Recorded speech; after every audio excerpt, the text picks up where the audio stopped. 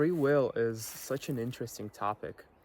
I remember the day when I was in the bus and they were transporting us to the military base. We just got the clothes, the uniforms, and I was talking on Discord with my best friend and we were talking about the power of free will. And I told him I could literally just stand up, walk through the bus, and I don't know, just jump out of the bus, run away, do whatever. Like perhaps the police would try and catch me, the bus would stop because of my actions, and all that stuff, you know. I just told him, like, bro, free will is so fucking awesome, because like I could just do that right now and it would literally shift my whole existence just because of that small decision that I'm able to make right now, but I just choose not to.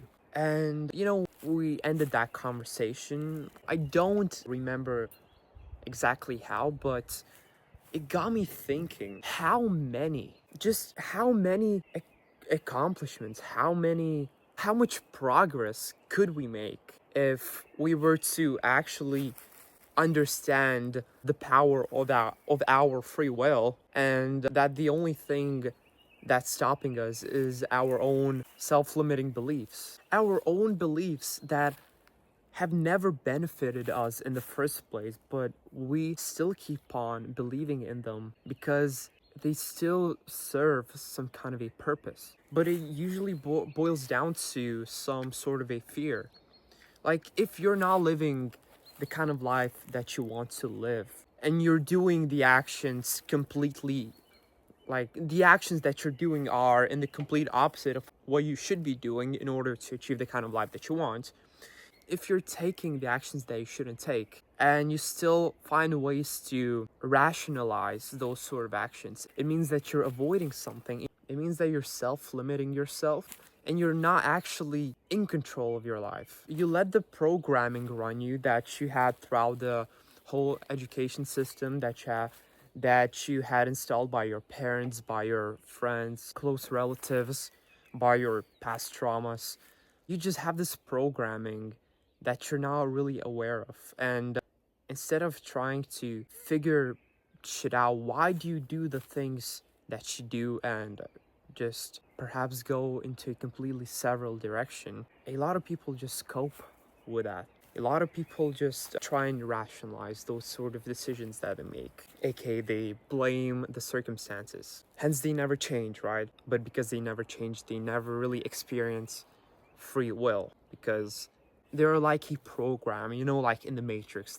They're just like a program that's running in the background while real characters, you know, while the true characters are conquering their fears and go after what they're made for.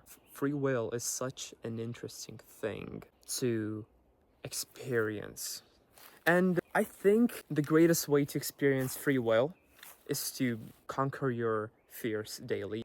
Push yourself beyond the edge of discomfort so you would know that you're not in this rhythmic, already programmed kind of zone that gets you nowhere.